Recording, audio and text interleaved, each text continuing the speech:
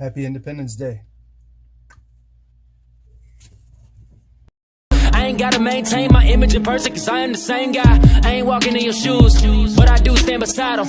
Another story on the news, talking about how another cop shot him. What's the world really coming to? What you think the people gonna do? Everybody's so oblivious, open your eyes, that shit right in front of you. I'm gonna get in trouble with my staff. Yeah, go ahead, but I pretend that you didn't answer you.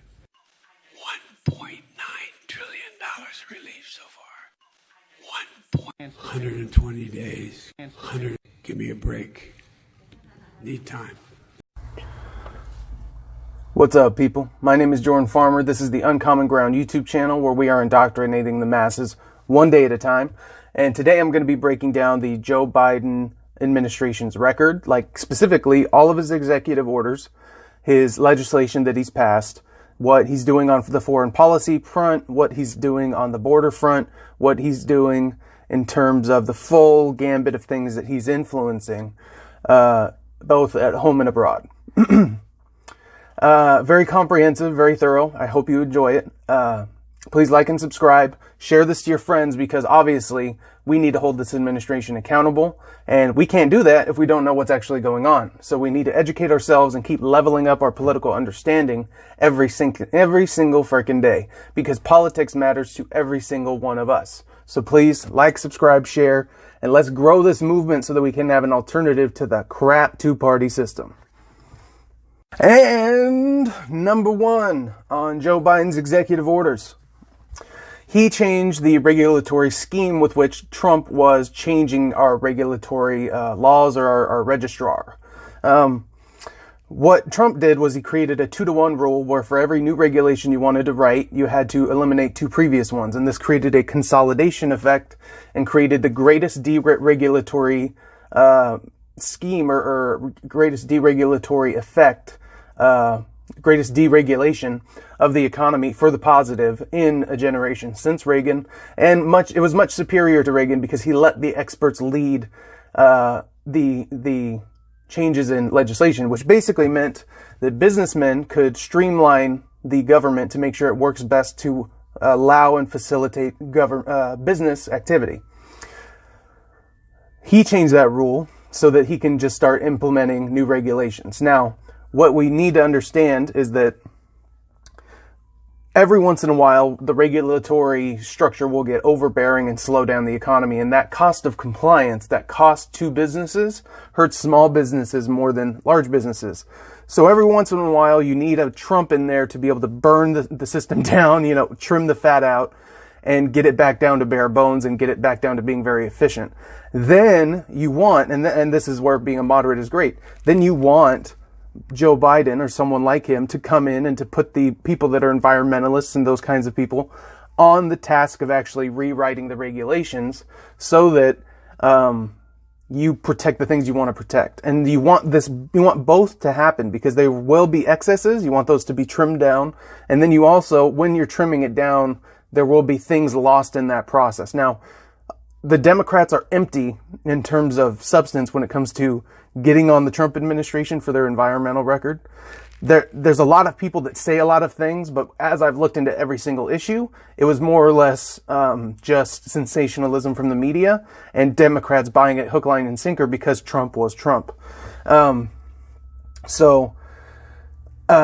There will be good that comes from this, but I'm also concerned because Joe Biden doesn't seem to really be too concerned with the damage he does to the economy, which is not what you want. You want someone who's concerned with the damage they'll do to the economy, and they will move forward with the regulations necessary whilst keeping in mind that you need to allow businesses to do what they do in order to allow humanity to thrive, raise standard of living, and allow the economy to operate free from government influence as much as possible, as decentralized and free and open as much as possible, because that is the best for everyone involved, even for the socialists.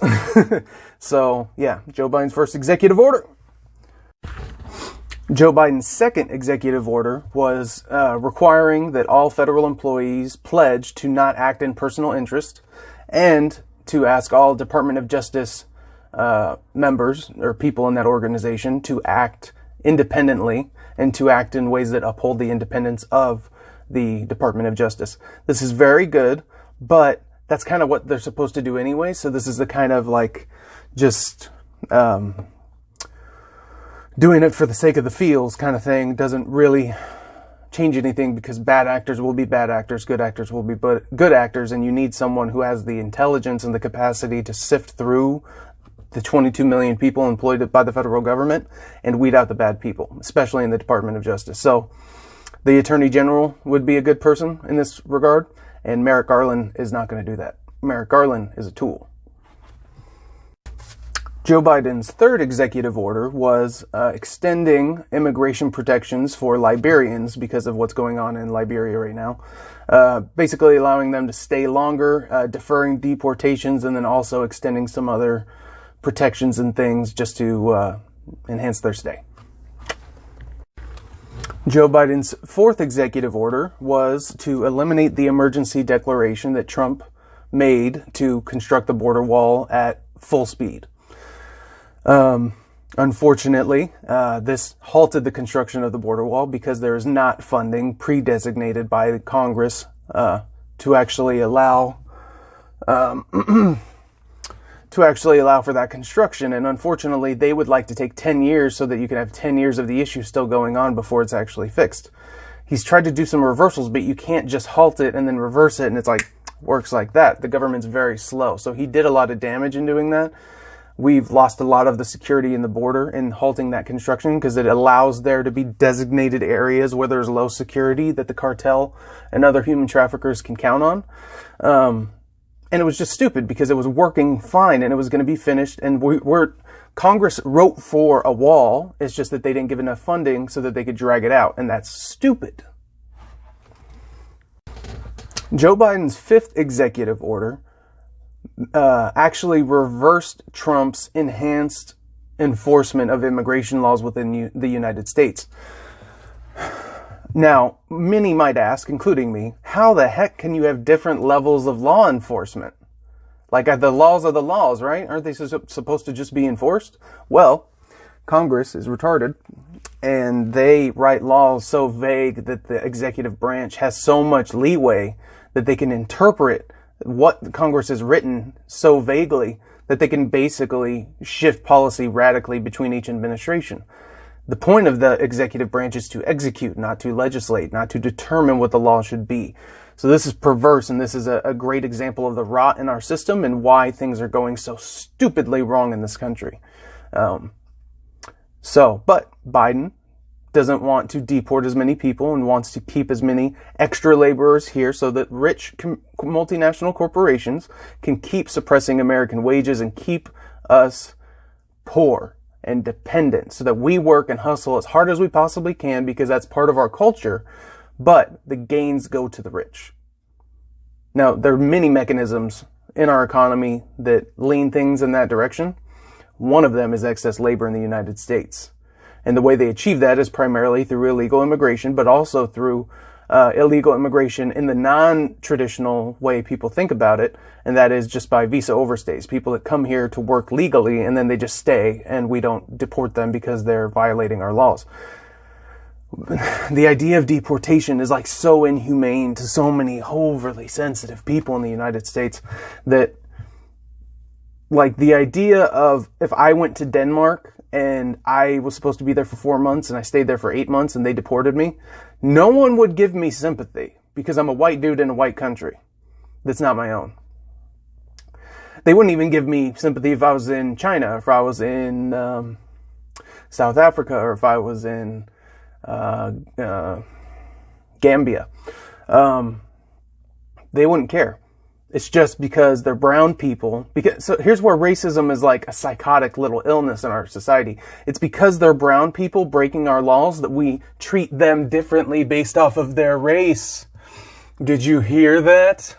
Treating them differently based off of their race is racism. Morons. I hold all races to the same standard of basic human decency. I'm not a racist. Y'all are racist because you're stupid. And I'm kind of a jerk right now, but man, this is so frustrating. Joe Biden's sixth executive order was to reverse the quote-unquote Muslim ban that out of the 1.8 billion Muslims on the planet, designated 7 countries that are notorious for producing lots of pirates and terrorists and have lots of criminals and lots of issues and have traditionally been known to have very, very poor identification and document sort of systems.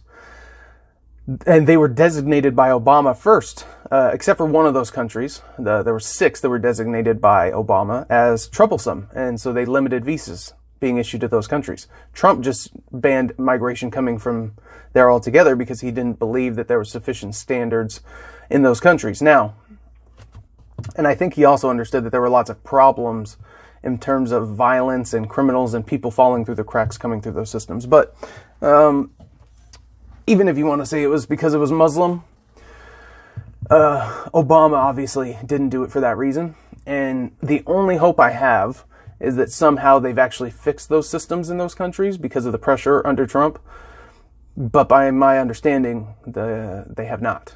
I have not heard anything or read up on anything or seen any sort of news that was anything related to change on that front. But it's such an esoteric part of policy that I would have very easily missed it if it had happened. So I can't tell you whether or not this is a good move, but I can tell you it's probably, the probability is highest that it was motivated because it's anti-Trump stuff. It's in the name of fighting racism, in the name of extra immigration and extra labor, as I said before, so that there's suppressed wages in the United States. And out of being nice, probably. A lot of things, unfortunately, on the Democrat side are kind of that sophisticated. As in, meaning it's not very sophisticated. But yeah, so he is opening up immigration from all those countries and removing the ban. Now, I don't know if that'll shift again, but probably not. Joe Biden's 7th executive action was to fortify DACA's status quo, DACA kids, so deferred action for child, whatever, I don't even remember. Anyways, people that were brought over here illegally across the border as children and are now residing here and have lived here. They're basically Americans. They deserve to have a path to citizenship behind the line of everyone who's currently applied. They should be given legal residency now. But what people need to understand is that this is kind of a feel-good executive action. I mean, not really, because it does keep those people from being deported. And unless they've committed some sort of crime, I don't believe they should be deported. But their fate is not actually, their fate has been frozen. Their fate, their fate is undecided, and Joe Biden has helped to freeze them in undecidedness. But the thing is, if you're under threat imminently, even after this administration, of potentially being deported, how settled into the United States are you going to get? How entrepreneurial or business building are you going to get if you think you might have to leave in a couple of years because you're going to be deported? The 1.8 million people or so that are members of this DACA class, need to be given legal residency right now and need to be put on the path to citizenship. Adults who came here illegally need to be given legal residence immediately, but should not be given any path to citizenship because they broke our laws. Even if it was for good reasons, even if they were escaping terrible places, there are better places than the United States, and there's people suffering in the United States. So it's not as cut and dry as people would like to make it. And those people should not be rewarded with citizenship. Because they didn't do it properly. But the kids, the DACA kids, it's no fault of their own. So, and everyone understands that. I want to go back to, so this is a great example of politics sucking at its highest level. In 2018, there was a huge debate about the DACA kids, and they were part of a bargaining sort of back and forth negotiation between Democrats and Republicans around some other piece of legislation. I don't remember exactly what it was, but I saw Ben Shapiro and Andrew Klavan and Rush Limbaugh all talk about how the Democrats were playing games with the DACA kids in order to achieve a certain end in this legislation, and that they were to fault for the delays in this legislation going forward. And then I saw Bill Maher and Trevor Noah and a couple other people that are kind of like left-wing, not traditional pundits, but left-wing thought leaders, and unfortunately, and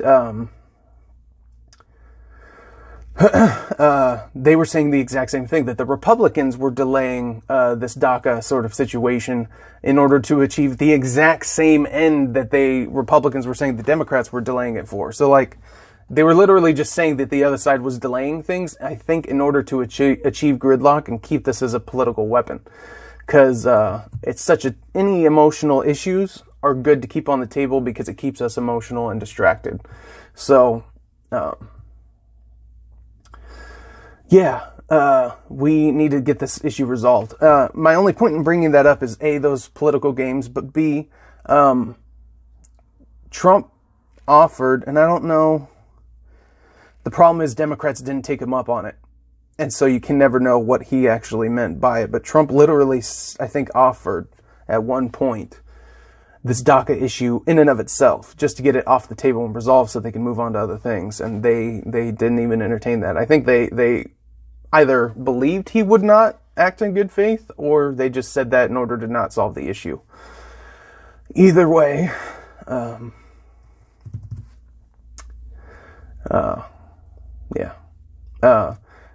Joe Biden's executive action does not solve anything. It just helps delay this issue from being resolved later.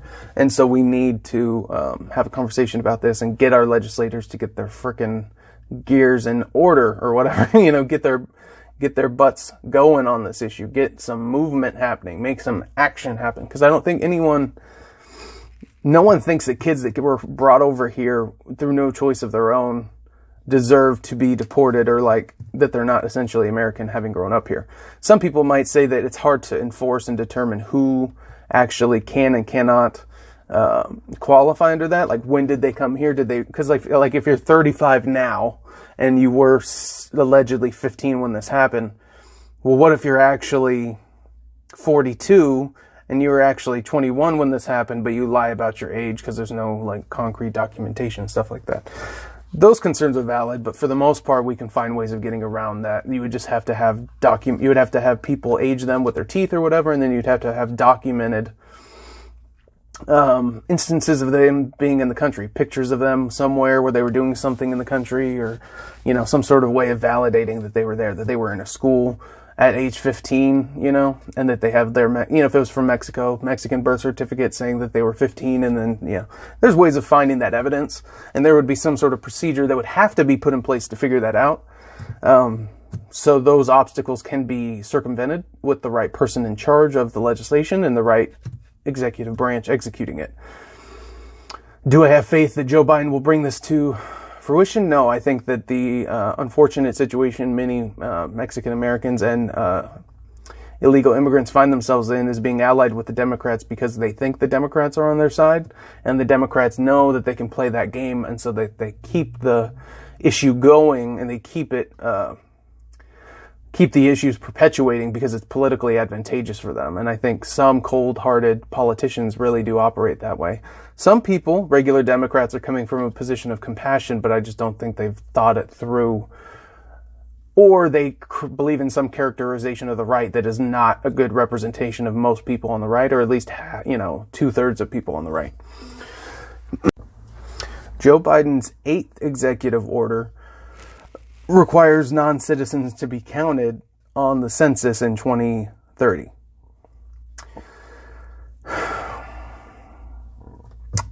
That seems self-evidently stupid to me, because that means that government representation is going to be issued based off of people that aren't citizens. Government monies will be issued and divvied up based off of people that aren't citizens. Non-citizens should not be getting government benefits. There's certain human rights, basics, and if you go to a hospital, you're going to get treated, stuff like that. But the government should not be giving benefits to people who aren't here properly, or even who aren't citizens. If you're here as a tourist, you're here as a tourist because you can afford to be, not because you need to be a welfare patient while you're vacationing in the States, Joe Biden's ninth executive action promotes equity in the sense that he tries to prevent any workplace discrimination in the federal government based off of sexual orientation or gender identity. And promoting equity. He'll do some more of this in some of the other executive orders, basically just trying to get the government to look population-wise a lot more like the regular demographics. But they don't really even calculate that. It's kind of just people of color promotion. Joe Biden's 10th executive order was just what I was talking about.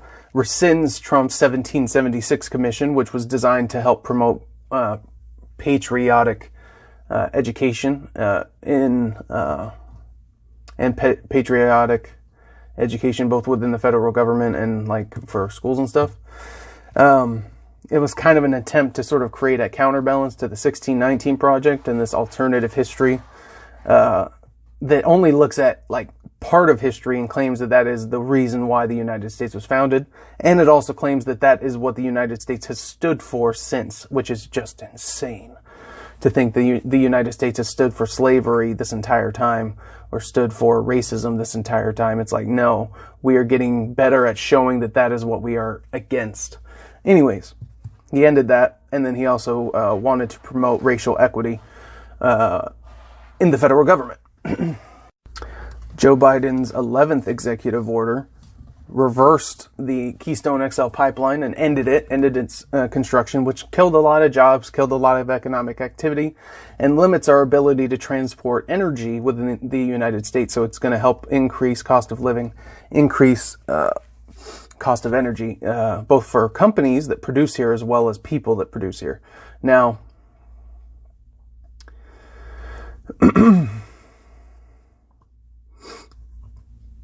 Biden removed certain sanctions from Russia. So he's the pro-Russia president, just so you know. Allowing for a pipeline between Germany and Russia.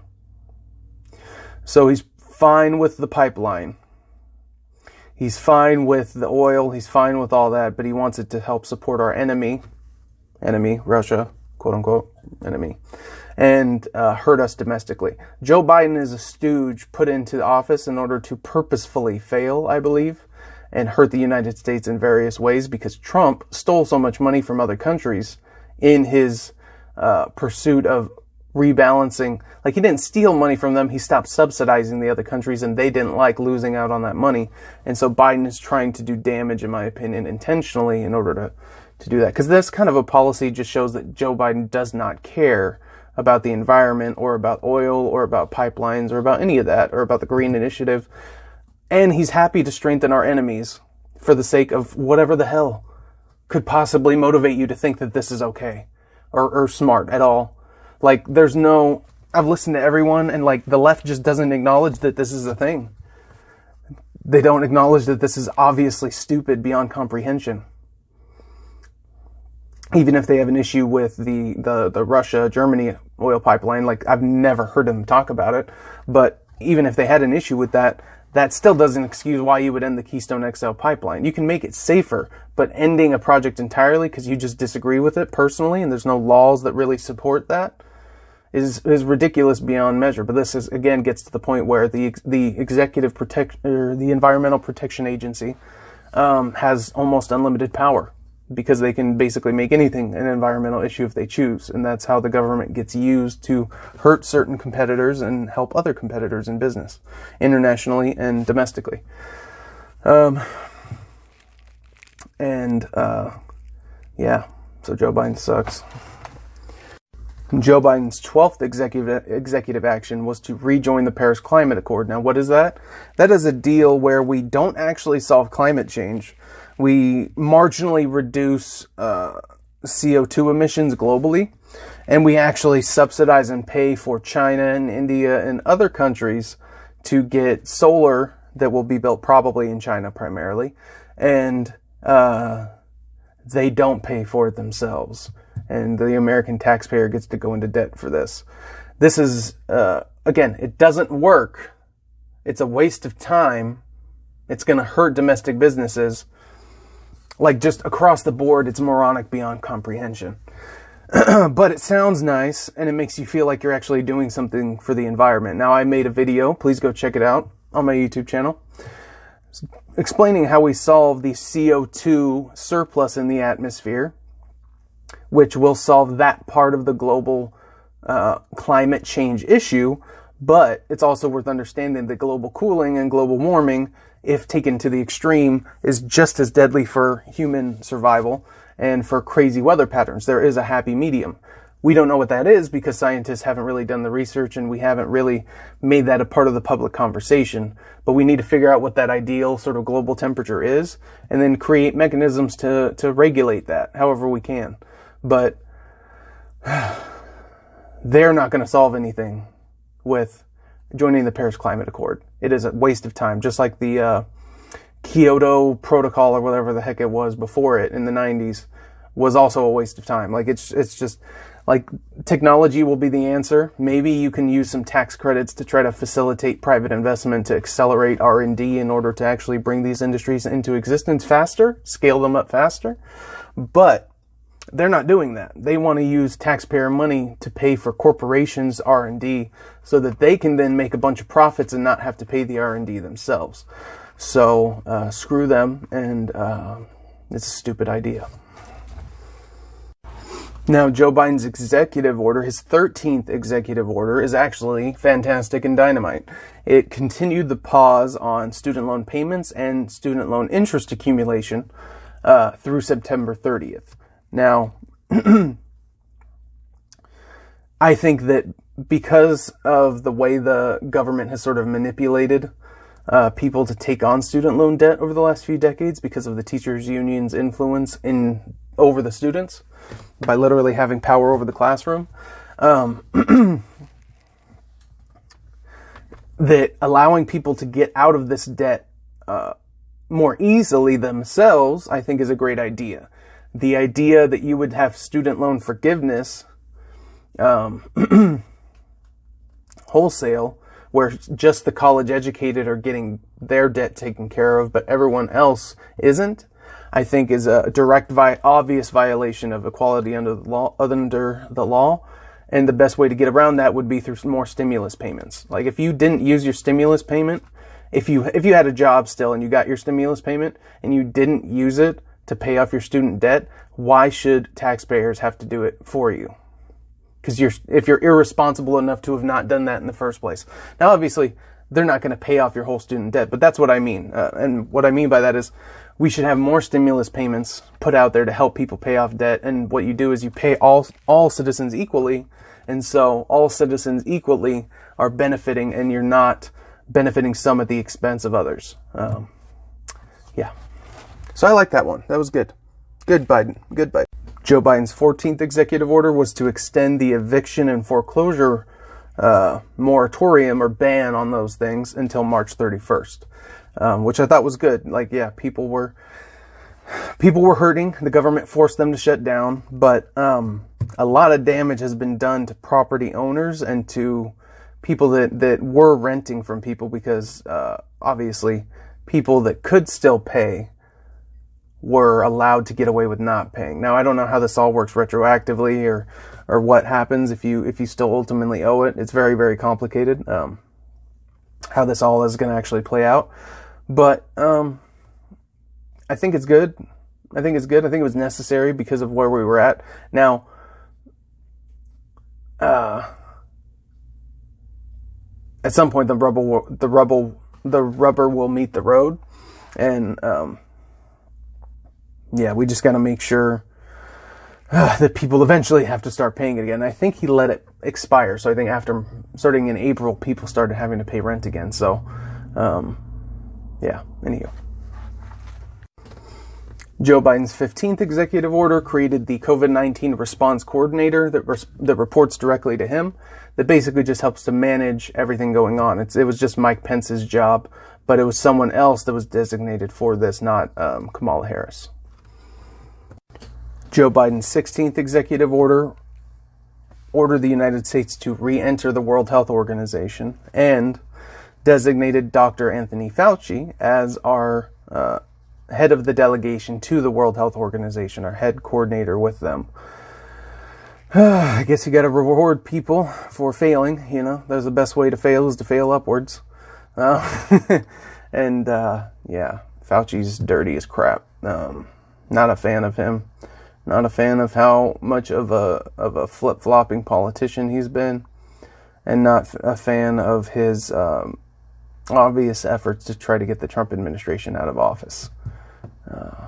Just not a fan of him overall. I'd rather see him fired. But, he's hung himself up enough by being the guy who told us that it's definitely not from the lab, and you definitely should wear masks after a few weeks previously not saying we shouldn't really care about masks as much. It wasn't super important for everyday people. And then in his emails saying, this mask stuff won't even work, and bro, this was probably from our lab, right? Like, not even a lab, but our lab, where we were funding the work. Craziness. I hate that guy. Joe Biden's 17th executive order, and the final one of his first day in office, was to issue the 100-day masking challenge, and he mandated masks in all federal buildings, lands, agencies, etc., etc. Joe Biden's 18th executive order mandated that all agencies prepare for future pandemics and try to create data-driven responses that will be ready to go should we come up with another pandemic type of situation again. There are plans like this already, but you can never really be over prepared for this kind of a thing. So this is totally good, totally great. There should have been data-driven responses up until this point, but unfortunately there wasn't really, and there still isn't in many states, many governors, many mayors. And so this is good. I'm all for it. It's great. It does also promote not just the domestic sort of front, but it also helps to sort of say we should act to help promote the international health agenda and the international health safety agenda. And I think international organizations are useless. I think international organizations shouldn't really exist. We should just have coordination between and amongst states. You'll have to create organizations to some degree, but what I mean is, like, we shouldn't be giving international organizations funding. We shouldn't be giving them a budget. We shouldn't be giving them any official powers or anything like that. There should just be meeting, like representative organizations where we just meet and discuss what we have to discuss as the nation, and then you go back. But when you have authority and you have official panels and official statements from these types of organizations, not we gather, we discuss, we gather the best evidence, and then we decide what we're going to do each as our own countries, and we coordinate voluntarily. What they're talking about and what they often end up setting up is a situation where there's international authorities that are given the ability to intermediate between the various nations. The intermediation means that there's power being given to these organizations. They should just be places for debate, discussion, coordination, but not for action as an international entity. And that's where I push back. Joe Biden's 19th executive order seeks to promote an equitable response to the pandemic, which means where the vaccines are going, where all those kinds of things are going, we're going to feed into the areas where people are underserved first, and then give to the overserved or well-served communities last. On one hand, I hate the word equity, and on one hand, I think that there's danger there in, like, saying we'll help those that can't help themselves, and those that can help themselves will tell to piss off. But obviously those who are suffering most need it the most. But the whole equity idea is, it doesn't say the communities that are underserved. It says the communities that are of certain races. So it's too much identity politics, and it's not enough substance. And my question is, like, we should have a complete pandemic response. We shouldn't have an equitable or an equal or a whatever. We should just have a complete response and an appropriate response and a strategic response, not just a feel-good word of the day equitable response. So I don't like that.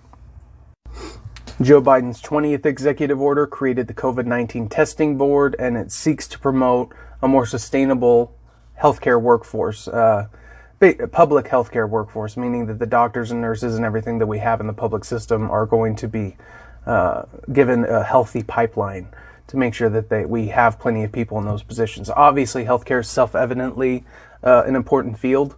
The issue is that government's in the way of a lot of people getting educated easily and getting into jobs quickly. And we like to drag out our best and brightest into a 12-year track to becoming a doctor after high school, which is just insane to me, because most of those people knew they were going to be a doctor at 12, and they could become a doctor probably by the age of 21 on a normal track, just on a track that's efficient and doesn't make them create a whole bunch of things on their resume in high school to try to get into college, and then try to build up their resume in college to try to get into medical school, and then try to do well in medical school to try to get into the right specialization, and then try to find the right resident. We are making these poor people work themselves to death before they even start working, and we put them into a bunch of debt, so they have to charge a bunch of money. They can't work just to cover cost of living. They have to pay off debt to the overlords. And that's part of the reason why healthcare is so scarce and so expensive. So, and like, I'm against the student debt thing, but the people who have been indoctrinated by their schools to think politically in a certain way are also like talking about how they were basically screwed by those schools economically because they were not given a bang for their buck kind of scenario. If you had been given an economically viable education, you don't need student loan forgiveness. It's because you got robbed and you got indoctrinated and you got programmed into a retarded ideology and a retarded system that is just what would you say? It's a fraction of what it used to be. Our education system in the United States is next to worthless now. The North Korean escapee Yeonmi Park talked about her time at Columbia University, and said that it was a waste of time and money. And that is, as Jordan Peterson said, that is appalling. That is pathetic, but that is the reality of our education system. America needs to either revive it or burn it to the ground through competition with something better that will replace it. I want to see the replacement thing happen, but I would be willing to be satisfied with a revival of our institutions, because I think that's the healthier way to go. And sometimes competition will help that facilitate itself, so it's not an either-or kind of thing. Joe Biden's 21st executive order just helped to expand various treatments for COVID-19. The more we can get, the better, and the data, I trust Democrats more often than Republicans to say that the data supports the safety and efficacy of these things. Joe Biden's a tool, and COVID-19 has been a hack job and a hoax. So, I don't know. But consult your doctor, and make sure you have a smart doctor. Make sure you have a doctor who thinks and does research and isn't just a political pawn. Because there's some doctors that won't prescribe, stuff for political reasons, which is terrifying. Joe Biden's 22nd executive order required masks in various types of transportation, like airplanes and certain boats and things like that. And it required that international travelers provide a negative COVID-19 test prior to entry to the country, which is good. Joe Biden's 23rd executive order required OSHA to issue workplace regulations around COVID-19, either to establish temporary ones or to create more permanent ones around such issues. Joe Biden's 24th executive order required the Department of Education and Health and Human Services to issue ways and means for reopening schools, childcare providers, and institutions of higher education in the most safe way possible, considering COVID-19. Joe Biden's 25th executive order was to basically review and to track and to take into consideration the supply chain related to pandemic responses, and just making sure that it's fortified and that we can get the products and supplies we need in order to have an appropriate response. Joe Biden's 26th executive order designated and delegated some specific economic relief from the various COVID-19 bills. I don't understand exactly where it went, but it was just issuing some more of the payments. Joe Biden's 27th executive order was just directed towards enhancing the protection of the federal workforce. Joe Biden's 28th executive order reversed the Trump-era regulation or rule that barred transgender people from serving in the military. Now, the argument on that side is that they are mentally ill, they have high rates of suicide, and so they would qualify under other mental illnesses, or along with other transgender people suffer from gender dysphoria. It's considered a mental illness, and it has a high suicide rate, which would indicate a high level of mental illness related to that particular condition. And that is the excuse given, and I think that there's merit to it. I can understand why you would do that. I can also understand why saying all transgender people are dysfunctional and shouldn't be allowed in the military, that doesn't make sense. But I also understand how in a military designated and defined by male and female soldiers and separated in those ways, I can understand how that would be an issue when it comes to complicating those designations. And there are also issues of standards, like can a guy, like that means that a man, like is a transgender woman, so a biological male, that's entering the military and wants to identify as a woman, do they go by the woman's standards? And that also asks the question, should there be different standards for men and women in the military in the first place? I don't believe so. I believe there should be one set of standards for being a competent soldier, and if you can't meet them, go home. And if that means you're a woman and you can't be in our military, oh well, that also means some men can't get in the military. Get over it. It's not a sexism issue. Please get over it. Holy crap, women. Get stronger, American women. You guys are the richest, most free, and some of the most educated, and definitely the most brilliant, some of the most brilliant women on the planet. Please start thinking more for yourselves. Please. Like, we need you to think. We can't have you guys feel your way through everything. Man, I'm getting a little sexist here, but damn, it gets so frustrating. Same thing with dudes. Like, I'm only responding in this one situation to this thing because there will be women who will be like, but if women can't get in the same numbers, that means it's sexist. No, it's not. It means that not all people are equally capable of achieving certain types of actions. Not everyone can be a billionaire. Not everyone can dunk a basketball. Not everyone can get into the military. Not everyone can be a competent soldier. And if 60% of men can be and 40% of women can be, and you have an issue with that, well, that's life. That's Dallas. Joe Biden's 29th executive order promotes his Made in America initiative, and I'm all for building up American manufacturing as much as possible. I don't know what a declaration like that is actually going to do in practice, but it's a good sentiment. And in my experience, sentiment and rhetoric and words and what politicians say usually doesn't mean anything. Sometimes it has an influence on things, but for the most part, it's just making you feel better. And their words don't have to match their actions. So if their actions go one way and their words go another, and you fall for the words, you're a fool.